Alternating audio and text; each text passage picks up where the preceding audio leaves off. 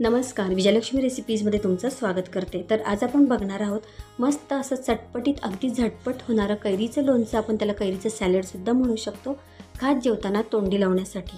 आणि हे लोणचं अगदी झटपट होतं। त्यासाठी मी इथे एक कैरी स्वच्छ धुवून आणि पुसून घेतलेली आहे आणि आपल्याला ही कैरी आता सालीसकट कट करून घ्यायची आहे। अशा प्रकारे त्याच्या बारीक फोडी करून घ्यायच्या आहेत। आता त्याच्यामध्ये आपल्याला चवीप्रमाणे मीठ टाकून घ्यायचं आहे, हाफ टीस्पून हळद टाकून घ्यायचं आहे आणि किती तिखट पाहिजे त्याप्रमाणे मिरची पावडर टाकून घ्यायचं आहे। आणि आता साखर टाकून घ्यायची आहे। कैरी जितकी आंबट आहे त्याप्रमाणे आपल्याला साखर टाकायची आहे। तर मी 3 स्पून साखर टाकलेली आहे आणि आता हे छान सगळं मिक्स करून घ्यायचं आहे।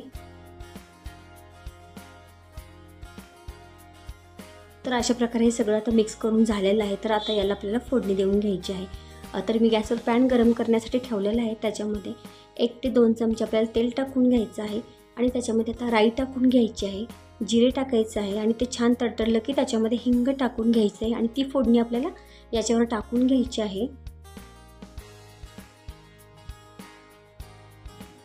आणि आता हे सगळं आपल्याला छान मिक्स करून घ्यायचं आहे।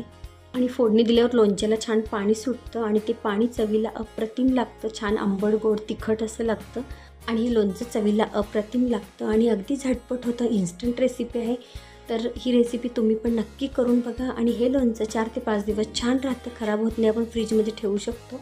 तर तुम्हाला आजचा व्हिडिओ कसा वाटला हे नक्की सांगा। चॅनलला सबस्क्राईब नसेल केलं तर सबस्क्राईब करा। तर नंतर अशाच छान व्हिडिओमध्ये भेटूयात। थँक्यू।